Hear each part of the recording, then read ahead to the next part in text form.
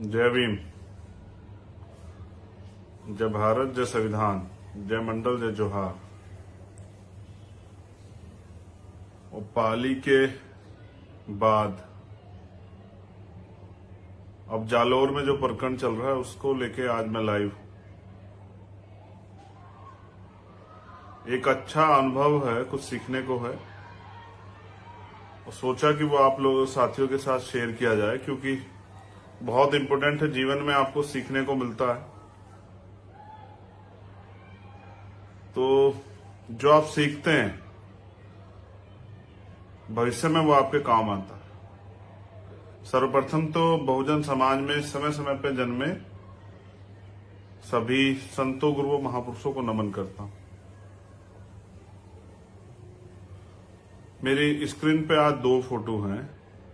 दाहिनी तरफ ऊपर इंद्र कुमार मेघवाल की है जो 9 साल के थे, और नीचे जितेंद्र कुमार मेघवाल की है जो एक नौजवान थे। मेरी बाईं तरफ है एक मटकी जो जिस पे एक 2 लाइनें लिखी हुई हैं, जाति है कि जाति नहीं। मैं पिछले 3 बार राजस्थान गया पाली के आंदोलन के बाद। पाली एक बड़ा आंदोलन जितेंद्र मेघवाल के न्याय के लिए, और आंदोलन क्या, ऐसा लगता था कि पूरा समाज ही रोड पे उतर आया है। बच्चे क्या, महिलाएं क्या, बुजुर्ग क्या, नौजवान क्या, और अनुशासित आंदोलन। ऐसा आंदोलन कि राजस्थान पुलिस को मजबूर होना पड़ा और मुझसे एक मदद मांगनी पड़ी कि आप इनको आप ही रोक सकते हैं। हमारी जो मांगे थी वो मांगे रखी गई। प्रशासन ने वादा किया कि वो मांगे पूरी करेंगे। प्रशासन हमारे और सरकार के बीच की कड़ी, वो वहां की गंभीरता को बता के सरकार को अवगत कराता है कि भाई किस तरह से हमें लॉ एंड ऑर्डर की कंडीशन है। आम आदमियों में, एजेंसियां बताती हैं आम आदमियों में कितना रोष है, इसका सोशली, इकोनॉमिकली, पॉलिटिकली कितना नुकसान हो, तब सरकारें उसके ऊपर कार्रवाई करती। तो पाली के उस आंदोलन के बाद जब मैं दोबारा से उदयपुर एयरपोर्ट गया, जब पाली में हेडक्वार्टर पे हमारी मांगे जो पूरे होने का समय था, उसके बाद जो आंदोलन रखा गया,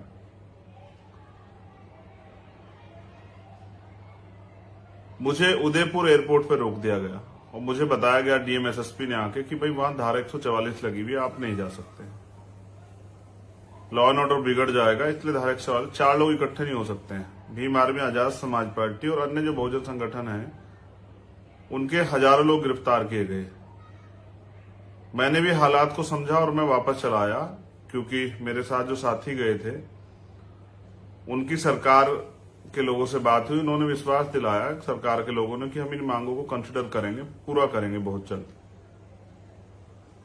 मैं वापस आ गया, लेकिन अगले दिन मैंने वहां का अखबार पढ़ा। उसमें लिखा होता है कि पाली डिस्ट्रिक्ट हेडक्वार्टर पे 5,000 स्वयं सेवकों का पथ संचलन हुआ, यानी कि 5,000 आरएसएस के स्वयं सेवक पथ संचलन करते हैं।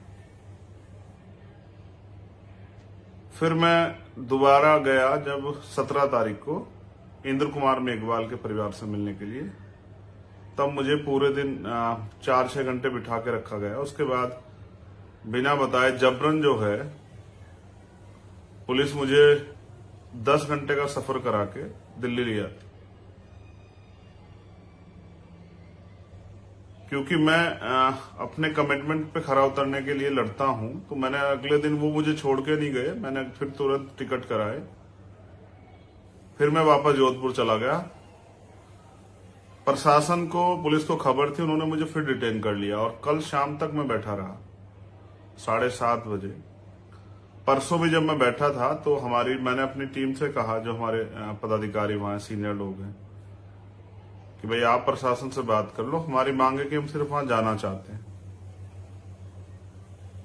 5 लोग भी हमारा प्रतिनिधिमंडल भेजना चाहें, हम उसमें भी जाने को तैयार है। सिंगल आदमी को भेजना चाहें उसमें भी तैयार है, लेकिन मैं अपने परिवार के पास जाके उसके दुख दर्द को सुनना चाहता हूं।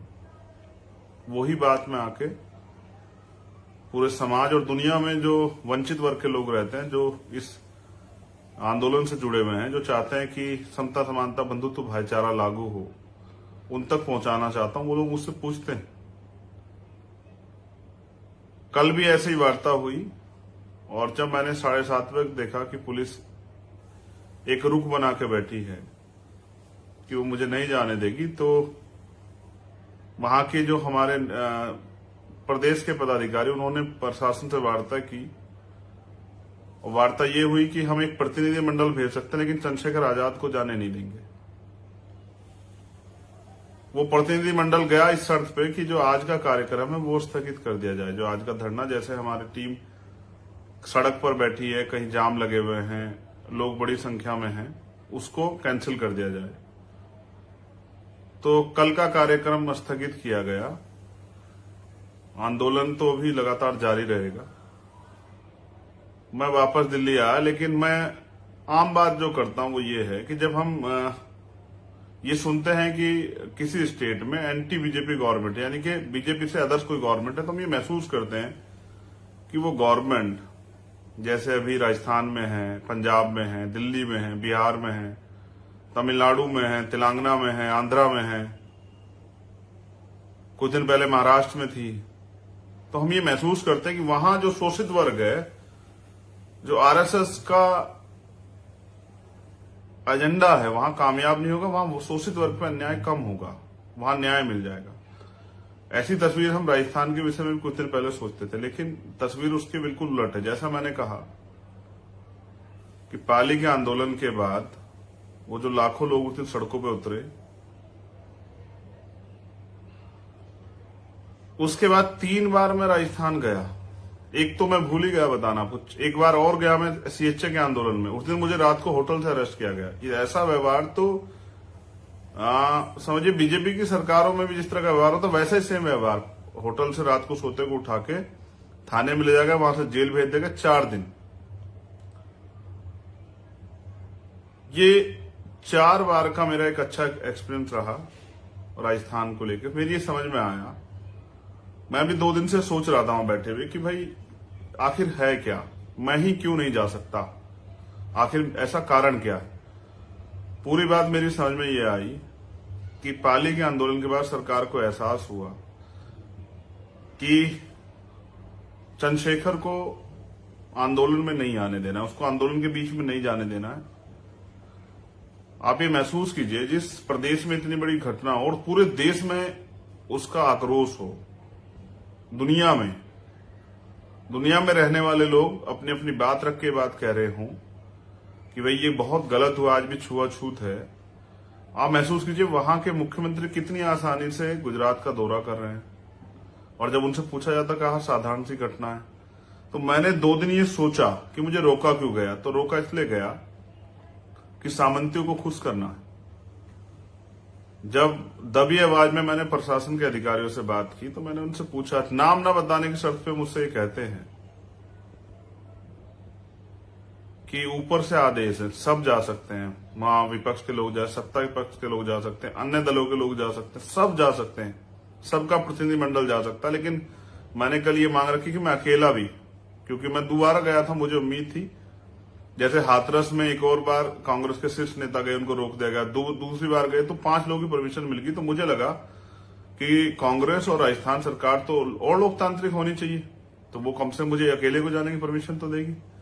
लेकिन उन्होंने अधिकारियों ने दबी आवाज मुझे बताया कि भाई ऊपर से आदेश है कि चंद्रशेखर को नहीं जाने देना। उसका कारण, वो कारण मैं आपके सामने रखना चाहता हूं। पश्चिम राजस्थान जो सामंतवाद का और छुआछूत का गढ़, मैं एक एक टॉपिक को बिल्कुल आसानी से आपको बताऊंगा जो मैंने महसूस किया 2 दिन में। मैं चाहता तो विद्रोही हो सकता था और कार्यकर्ताओं को आक्रोशित होने के लिए कह सकता था, लेकिन मैं एक संवैधानिक लड़ाई को लड़ रहा हूं। इसलिए मैंने कार्यकर्ताओं से अपील की कि किसी आम आदमी को परेशानी ना हो, इसलिए रोड जाम खोल दीजिए, हमें संवैधानिक लड़ाई लड़नी। तो जैसा मैंने आपको कहा कि वो छुआछूत का गढ़, और आज भी वहां वो जुल्म जाति अन्याय, जैसा मैंने पाली से सुना था कि वहां सामंतियों घर के आगे, पुरोहितों घर के आगे आप चप्पल जूते पहन के नहीं जा सकते हैं, आप राजस्थानी कपड़े नहीं पहन सकते थे। मैंने एक महिला का उदाहरण देके बताया था कि उस गांव में क्या हुआ था कि उस महिला को निवस्त्र करके उसने राजस्थानी कपड़े पहने थे, तो उसको उसके घरेलू कपड़े लाके तब उसको वस्त्र मिले। तो सामंतशाही अशोक गहलोत जी से खुश है। मेरी अशोक गहलोत जी से कोई लड़ाई नहीं है, मेरी कांग्रेस से कोई लड़ाई नहीं है। ये लड़ाई, हमारी लड़ाई व्यवस्था की है। ये जो गैर बराबरी आधारित व्यवस्था है, इसके खिलाफ हमारी लड़ाई। मुझे कांग्रेस से कोई उम्मीद भी नहीं है राजस्थान की सरकार से कि वो हमारे लोगों का भला करेगी, लेकिन मैं ये महसूस करता हूं कि अशोक गहलोत जी से सामंती खुश हैं, क्योंकि अशोक गहलोत जी हमेशा उस एजेंडे पे काम करते हैं जो आरएसएस और बीजेपी का एजेंडा होता है। इसका उदाहरण आप देखिए, जितेंद्र मेघवाल के लिए पूरा बहुजन समाज चिल्लाता रहा, लेकिन उन्होंने उनकी मांग नहीं मानी। लेकिन वहीं उदयपुर में जब ये घटना हुई, जो हिंदू मुस्लिम एंगल था, उस पर तत्काल मुख्यमंत्री चले जाते हैं, 50 लाख का मुआवजा देते हैं, 2 सरकारी नौकरी देते हैं, परिवार के आंसू पहुंचते हैं। लेकिन जितेंद्र मेघवाल के आंसू तो नहीं पहुंचते उसके परिवार के। हर्षापति वाल्मीकि जो एक अधिकारी थे, उनकी पिटाई होती है, इनके एमएलए करते हैं। वो एमएलए जीते तो बीएसपी के उससे हैं, हम मतलब दलितों की वोट से जीते हैं, और वो एक दलित अधिकारी की पिटाई करते हैं। मुख्यमंत्री 3-4 महीने तक उनको छिपा के रखने का काम करते हैं, उन पे कार्रवाई नहीं करते, उनकी गिरफ्तारी नहीं होती। और वो तो ताकतवर था हर्षाधिपति जो बच गया, वरना तो जितेंद्र और इंद्र जैसा हाल उसका भी होता, क्योंकि पीटा तो बहुत, 53 जगह पे फ्रैक्चर था। मैं तो खुद जाके मिला हूं, वो बलवान है इसलिए बच गया। तो वहां पर गैर बराबरी, मंदिर में जाना, घड़े की मटकियां रखना, पानी पीने की मनाही, कई जगह आपने वीडियो देखी होगी, घोड़ी से उतार देना, जूते में पानी पिलाना, उसकी वीडियो बनाना, उसको वायरल करना, बांध के पिटाई करना, ये सामंतशाही है वहां की। और ये सामंतशाही एक संदेश है कि पूरे देश में कुछ भी हो, लेकिन पश्चिम राजस्थान में यही होगा। और उसके बराबर से लगता है गुजरात, और यही आपको बड़े पैमाने पे देखने को मिलेगा गुजरात में, जो राजस्थान, पश्चिम राजस्थान में होता है। सामंतियों को लगता है कि, बहुत गौर से सुनना मेरी इस बात को, एक बार अगर ये समाज इस गुलामी के खिलाफ अंगड़ाई ले लेता है, यानी कि 10 या 20% समाज भी खड़ा हो जाता है, तो ज्यादा दिन, एक यानी कि अगर क्रांति का एक बीज भी गिर जाता है, कुछ लोग भी खड़े हो जाते हैं, तो ज्यादा दिन ये गुलामी टिक नहीं पाएगी, क्योंकि समाज बहुत बड़ा है। जाग जाएगा तो आपकी गुलामी के साय में नहीं रहेगा, इस गुलामी की वीडियो काट देगा। क्योंकि बाबा साहब ने भी कहा ना, गुलाम को गुलामी का एहसास करा दो, वो अपनी बेड़ियां स्वयं काट देगा। तो सामंतशाही, ब्राह्मणवाद, वो नहीं चाहते कि वहां के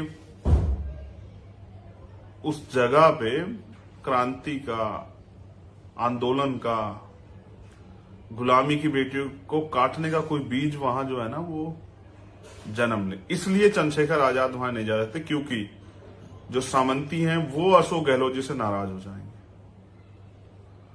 मैंने कल बात की देवाराम जी से, जो इंद्र कुमार मेघवाल के पिताजी। मैं तो ये भी नहीं सोच पा रहा हूं कि वहां अपने संवैधानिक अधिकार का प्रयोग भी शोषित वर्ग कर पाता होगा क्या? दलित, पिछड़े, आदिवासी, माइनॉरिटी के लोग क्या वोट भी वहां दे पाते होंगे क्या? क्या वहां जो गुलामी, छुआछूत, भेदभाव, अन्याय, जुल्म जाति, रेप, हत्याएं होती है, क्या उसके खिलाफ वो आवाज उठा पाते होंगे क्या? तो मैंने जब कल देवाराम जी से बात की, उनकी एक ही मांग थी कि भाई आप आ जाओ। उनको पता है कि मेरे हाथ में बहुत बड़ी ताकत नहीं है, कि मैं बहुत कुछ, कलम की ताकत मेरे पास है, लेकिन वो ये मानते हैं कि अगर मैं वहां जाऊंगा और मैं वहां जाके उस अन्याय को देखूंगा, तो शायद मैं उस जगह के लिए और मजबूती से लड़ूंगा। इसलिए वो चाहते हैं कि चंद्रशेखर आजाद वहां आ जाए। उनकी एक ही मांग थी कि अभी भी रात को 1-1:15 बजे हम 500 लोग बैठे हैं आपके इंतजार में, लेकिन सरकार का एक ही मत था कि चंद्रशेखर नहीं जाएंगे। देखो, अगर मैं गैर जिम्मेदारी पे आता तो मैं किसी भी रास्ते से वहां जा सकता था, क्योंकि मैं संविधान को मानने वाला और एक जिम्मेदार व्यक्ति, अनुशासित और कैडराइज व्यक्ति, इसलिए मैंने ये रास्ता अपनाया। और मुझे उम्मीद थी कि औरों को लोकतंत्र सिखाने वाली कांग्रेस पार्टी और उनके नेता मेरे दर्द को समझेंगे कि जब वहां सब जा सकते हैं तो चंद्रशेखर आजाद क्यों नहीं जा सकता।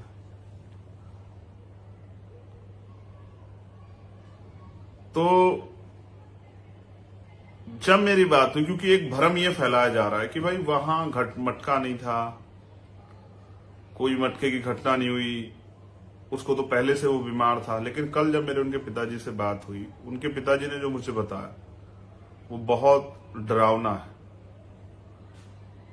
और लोगों से मेरी बात हुई, उन्होंने बताया कि मटका भी था। हमारे साथी इस बात पे कंफ्यूज ना हो बिल्कुल भी कि लोग क्या चला रहे हैं, मीडिया के चला। आप जानते हैं बिकाऊ मीडिया की हालात क्या है, वो क्या चलाने वाला, और वो किस तरह से हाथरस में भी सामंतियों के गढ़ में पक्ष में खड़ा था, किस तरह वो पीड़ित परिवार को दबाने में लगा। तो पुलिस प्रशासन का क्या रोल था आपने देखा। एडीजी लॉ एंड ऑर्डर ने बयान दिया कि रेप नहीं हुआ, कि तो आप लोग लड़े जो हाथरस में अन्याय पे के खिलाफ हमारी लड़ाई मजबूत हुई। तो जब मैंने उसके पिताजी से पूछा तो उन्होंने बताया कि वहां घड़ा भी था। उसने घर आके बताया भी अपनी मम्मी को कि उसने आज ऐसे पानी पी लिया मास्टर जी के मटके से, इसलिए उन्होंने पिटाई की। वो पिटाई भी ऐसी जिसकी चोट जो है वो लगी तो अंदरूनी थी, लेकिन वो ज्यादा अंदरूनी रही नहीं। फिर उन्होंने मुझे ये भी बताया कि सत्ता के संरक्षण में यहां आसपास कुछ डॉक्टरों से पर्चे बनवाए जा रहे हैं इंद्र कुमार के नाम से, कि उसका हमारे यहाँ इलाज चल रहा था, वो कान की बीमारी से पीड़ित था। लेकिन ये कड़वा सच ये है कि वहां छुआछूत गैर बराबरी चरम पे है। इसलिए आप लोग इस बात से ना डरें कि आपको लगे कि भाई ऐसा तो नहीं कि हम कोई गलत लड़ाई लड़ रहे हैं। मैंने उनसे बात की खूब बड़े पैमाने पे। आजाद भारत में हम अमृत महोत्सव मनाया गया है, लेकिन दलित घड़ा नहीं छू सकता। 100 साल पहले बाबा साहब नहीं छू पा रहे थे, हम आज भी नहीं छू सकते। आज भी अलग अलग मटके। और ये नहीं, उसके बाद यूपी में हुआ, पानी पीने पे बुंदेलखंड में कुछ हुआ। आज ही मैंने कहा एक और घटना हुई, 250 रुपए फीस न जमा करने पे ब्रजेश विश्वकर्मा नाम के एक बच्चे की पिटाई की गई, उसकी जान चली गई। मैं पहले इस विषय पे रहता हूं। ये अन्याय बड़े पैमाने पे वहां होते हैं, लेकिन क्योंकि हमारे लोग वहां आर्थिक रूप से संपन्न नहीं है, उनके पास जमीनें नहीं है, उनके पास अपने रोजगार नहीं है, उनके पास कोई साधन नहीं, उनको उन्हीं के खेतों में जाना है, वहीं काम करना है, उनके ही घरों में मजदूरी कर, इसलिए वो मजबूर हैं। और कितने बड़े बड़े अन्याय होते होंगे जिस अन्याय को वो चुपचाप सह लेते हैं। वहां मेरी बहनें, मेरी माएं, बुजुर्ग क्या नहीं सहते होंगे जब मैंने आपको बताया कि इतना अन्याय। तो चंद्रशेखर उस जमीनी हकीकत को ना देख ले, इसलिए सरकार चाहती चंद्रशेखर वहां ना जाए, क्योंकि अभी लोग इकट्ठे हुए हैं, चारों तरफ से लोग आए, वो अपनी दर्द को बताएंगे कि हम यहाँ क्या सहते हैं। और सामंतवाद के आगे घुटने टेके मुख्यमंत्री नहीं चाहते कि वहां के दर्द से चंद्रशेखर अवगत हो जाए। लेकिन कितने दिन। तो कल मेरी वहां प्रशासनिक अधिकारियों से बात हुई, हमने जो मांगे भी रखी हैं, मैंने उनको 72 घंटे का समय दिया है। 72 घंटे के अंदर अगर हमारी मांगों को नहीं सुना जाता, हमें भीख की जगह हमारा अधिकार जो है वो नहीं दिया जाता, तो अब ये संघर्ष सिर्फ क्षेत्रीय नहीं रहेगा, प्रदेश स्तर का, राष्ट्रीय स्तर का होगा। कल मैं मध्य प्रदेश जा रहा हूं, शिवपुरी में। मेरे कार्यकर्ताओं ने खून पसीने से वहां प्रोग्राम पहले से आयोजित किए हैं। मैं वहां बंद रह के भी क्या करता, इसलिए मैंने तय किया कि मैं ये 2 प्रोग्राम करके आके फिर मैं राजस्थान लौटूंगा। मैंने 72 घंटे का प्रशासन के माध्यम से उनको समय दिया कि वो हमारी मांगों को सुने और हमें गारंटी दें कि भविष्य में ऐसा नहीं होगा। किसी स्कूल में कोई मटकी नहीं रखी जाएगी, कहीं घोड़ी पे उतारने पे कोई छुआछूत नहीं होगी, सामंतियों घर के आगे से हमारे लोग चप्पल पहन के जाएंगे, जूते पहन के जाएंगे, अच्छे कपड़े पहनेंगे, मूछे रखेंगे जितेंद्र मेघवाल की तरह, उनकी हत्या नहीं होगी। हम अपने संवैधानिक अधिकारों का प्रयोग करेंगे, हमारे साथ अन्याय नहीं होगा। इसलिए 72 घंटे का समय दिया। और मैं चाहता हूं ये आंदोलन जो 100 साल पहले बाबा साहब जिसके विरुद्ध लड़ रहे थे कि जाति है कि जाति नहीं, वो आंदोलन राष्ट्रीय आंदोलन बने। इसलिए मैं राजस्थान के साथ साथ अन्य प्रदेशों में भी जाके अपने लोगों को वहां की वास्तविक स्थिति से अवगत करा के और इसको राष्ट्रीय स्तर का, क्योंकि जाति एक राष्ट्रीय स्तर की समस्या। अभी कुछ दिन पहले मैं एक प्रोग्राम में बोल रहा था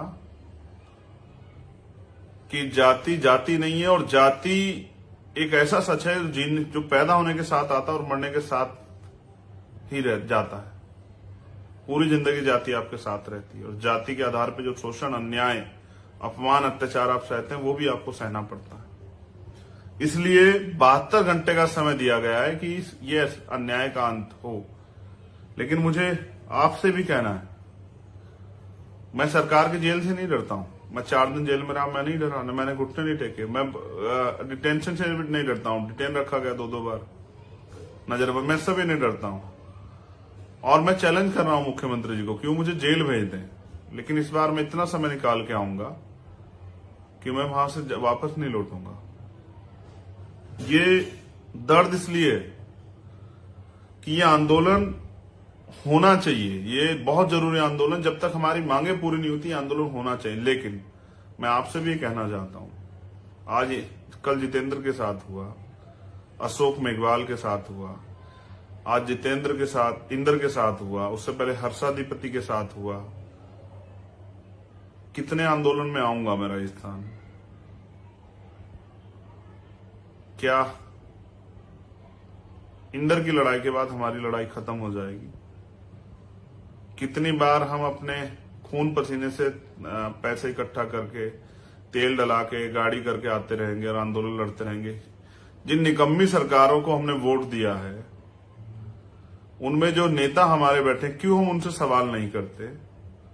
पूरे राजस्थान के दलित समाज के नेता इस बात में लगे हुए हैं कि चंद्रशेखर यहां ना आए। उनकी भी ये मांग रही होगी अपने मुख्यमंत्री से कि वो ना आए, क्योंकि वो तो गुलामगिरी छोड़ के नहीं बोल सकते हैं बेचारे। वो तो, उनको अपनी राजनीतिक विरासतें बचा के रखनी है, सामंती नाराज हो जाएंगे। लेकिन उनको पता है चंद्रशेखर को तो कोई लालच नहीं है। चंद्रशेखर का तो एक ही लालच है कि उसके समाज का हित हो, उसके समाज के साथ जो अन्याय हो रहा है वो खत्म हो। मैं तो धन्यवाद देता हूं जाट एकता मंच का और राष्ट्रीय गुर्जर परिषद का कि उन्होंने भी आंदोलन में सहयोग किया, उन्होंने भी अपनी तरफ समर्थन पत्र दिया। और मैं फिर कहता हूं, एक जो झूठ वहां बोला जा रहा है और अखबार छाप रहा है, यही अखबार जो छाप रहा है कि वहां ये घटना कुछ और है, वो 36 कौम। क्या 36 कौम? हमारे साथी सवाल कर रहे हैं, उन 36 कौमों का नाम बता दोगे क्या? क्या 36 कौमों के 36 लोग गिना दोगे क्या? लेकिन मैं आपको बताता हूं, मुझे 36 नहीं 6743 लोगों ने फोन किया होगा, जो SC, ST, OBC और माइनॉरिटी के लोग। उन्होंने कहा हम साथ, वो सब लोग राजस्थान के हैं। वो सब लोगों ने कुंभाराम आर्य जी इस बात के गवाह हैं कि अन्याय के खिलाफ वो लड़े, इसी सामंतवाद के खिलाफ, जुल्म जाति के खिलाफ, भेदभाव के खिलाफ वो लड़े हैं। आज जो दलित वर्गों को सहना पड़ रहा है, वो हमारे पिछड़े वर्ग के लोगों ने भी लंबे समय तक सहा उस अन्याय को। वो लड़े, उन्होंने इसके खिलाफ आवाज उठा के रखी। लेकिन समस्या क्या हो गई है, हम बस एक दिन जागते हैं जिस दिन अन्याय होता है, उसके लिए लड़ते हैं कुछ दिन, फिर उसके बाद चुप होकर बैठ जाते हैं। हम इसके परमानेंट सोल्यूशन पे नहीं जा रहे हैं।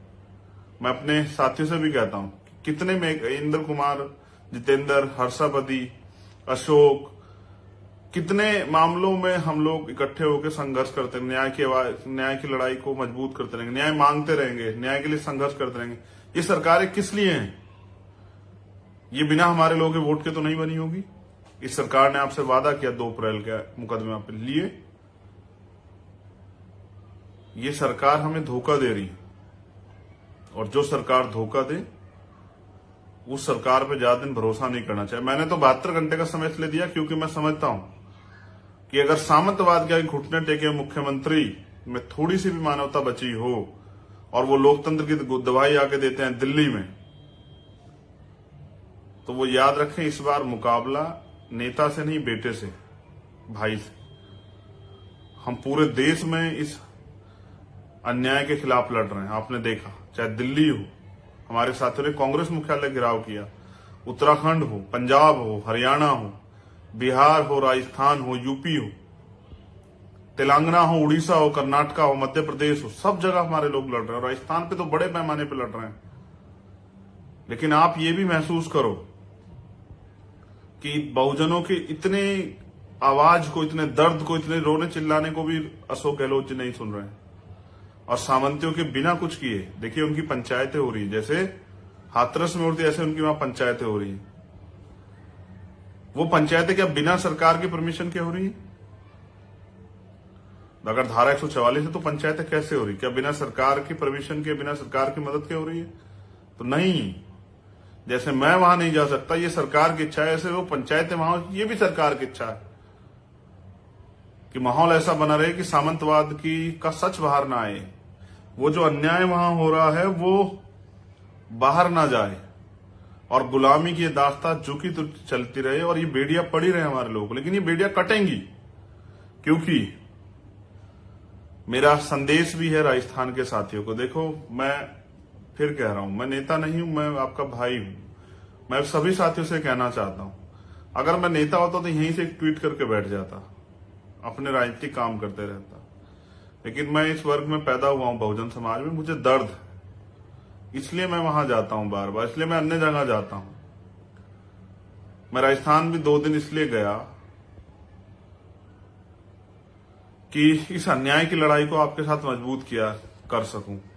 आपकी कुछ निजी मजबूरियां हो सकती है मेरा विरोध करना, लेकिन एक कड़वा सच ये है कि वहां के नेता वहां से उस घर तक जाने की हिम्मत नहीं जुटा पाए जब तक हम लोगों ने संघर्ष नहीं शुरू किया, जब तक हम लोग सड़कों पे नहीं आए। मैं तो यहां से चल के जाता हूं, और मैं सिर्फ आपके लिए नहीं, मैं वो अंतिम व्यक्ति जो वहां बैठा है, जिसको उम्मीद है कि हमारी लड़ाई कोई लड़ेगा, मैं उनकी मदद करने के लिए जाता हूं। मैं आपसे भी ये कहूंगा कि अगर आप ये सोच रहे हैं कि आपने अच्छे कपड़े पहने हैं, आप आजाद हैं, तो पूरा समाज आजाद नहीं है। आप जाके देखिए पश्चिम राजस्थान में।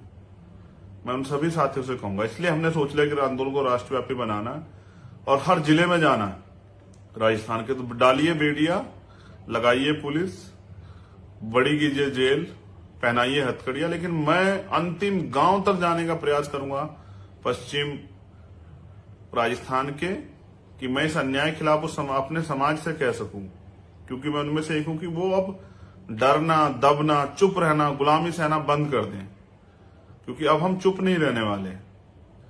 आप देखो, ये घटनाएं रोज होती हैं, लेकिन इतना बड़ा आंदोलन, पूरे देश स्तरीय आंदोलन, इसका मतलब समाज जाग रहा है।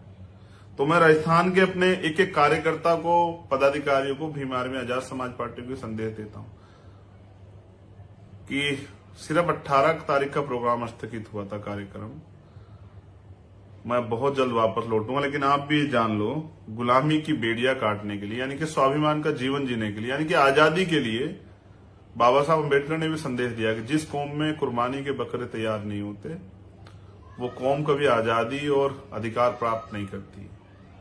यानी कि अगर गुलामी की बेड़ियां काटनी है, स्वाभिमान सम्मान का जीवन जीना है, तो उसकी कीमत चुकानी पड़ेगी। और राजस्थान तो हमेशा से क्रांति की जननी रही है। वहां गुर्जर समाज ने आरक्षण के लिए 75 भाइयों को एक दिन खोया, कुंभाराम आर्य जी लड़े, तमाम ऐसे उदाहरण हैं जो वहां अन्याय के खिलाफ लड़े। और वहां मैंने कहा ना, हर SC ST OBC माइनॉरिटी के सब लोग परेशान है सामंतशाही से।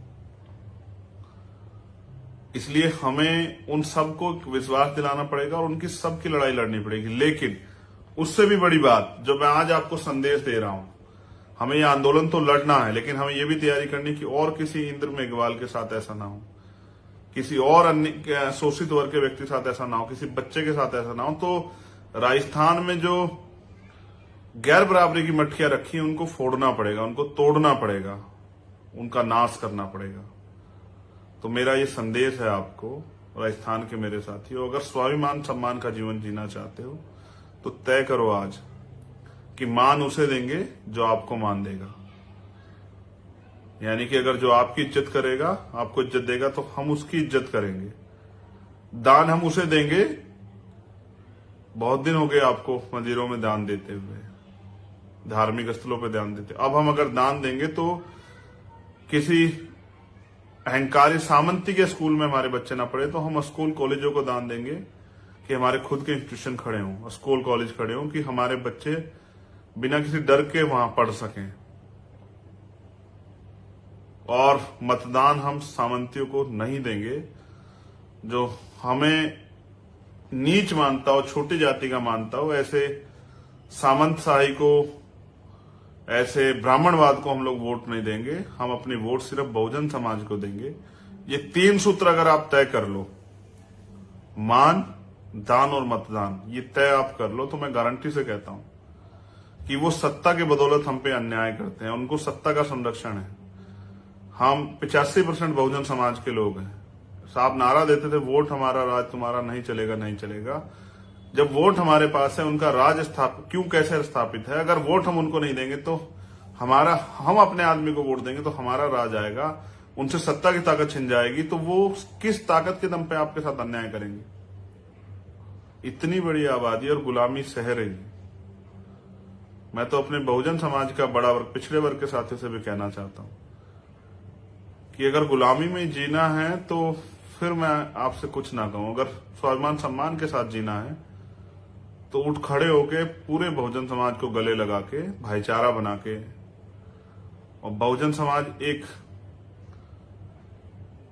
मोतियों की माला की तरह इकट्ठा होके वहां की राजनीतिक व्यवस्था अपने हाथ में ले ले और इस सामंतशाही को का मूल नाश करे।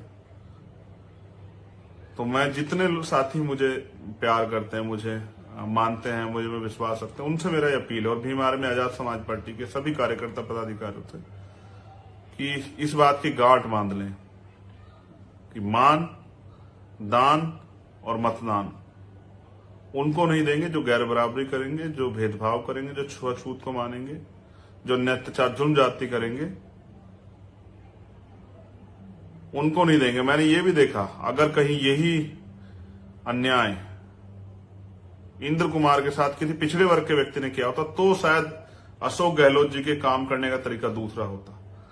लेकिन जब ब्राह्मणवाद से जुड़े हुए लोग इस अन्याय करते हैं तो अशोक गहलोत जी के सोचने का तरीका ये होता है कि सामंतशाही और सामंतवादी नाराज हो जाएं, चाहे उसकी कोई कीमत चुकानी पड़े। तो आप राजस्थान के साथियों से मेरा निवेदन है, लाखों लोग चिल्ला रहे हैं कि न्याय हो, मांग पूरी हो, लेकिन क्यों किसी को फर्क नहीं पड़ रहा है? क्यों मुख्यमंत्री घूमते फिर रहे हैं? क्योंकि उनको पता है कि गुलामों को गुलाम ही रहना है, आपको गुलामी काटनी पड़ेगी। अगर आप तैयार हो जाओ तो गुलामी कटने में ज्यादा दिन का समय भी नहीं। लेकिन मैंने कुछ मांगे की थी आज, क्योंकि परिवार वहां डर के साए में, चारों तरफ उन्हीं का घेरा है। उन्होंने रात बताया, इधर जाते हैं तो पुलिस पीटती है, उधर जाते हैं तो सामंती पीटते हैं, कहां जाएं? जंगल में रहते हैं। कल कार्यकर्ताओं की गाड़ियों पर भी हमले हुए। पूना पैक्ट याद है ना आपको? बाबा साहब नहीं चाहते थे पूना पैक्ट हो, लेकिन बाबा साहब ने रोते पूना पैक्ट किया। बहुत सारी बातें जो जब मैं राजस्थान आऊंगा आप लोगों के बीच रखूंगा। लेकिन मैंने मांग रखी है, क्योंकि मेरे उनके पिताजी से बात हुई और उन्होंने जो मुझे बताया पूरी जिम्मेदारी से, इसलिए मैंने सीबीआई जांच की मांग रखी कि मुख्यमंत्री सीबीआई जांच कराएं, जो दूध का दूध और पानी का पानी हो जाए, न्यायपालिका की निगरानी में, और उस परिवार को वहां से निकाल के जिला मुख्यालय लाएं, वहां उसको आवास दें और उसकी सुरक्षा सुनिश्चित करें। क्योंकि डर के साए में न्याय कैसे होगा?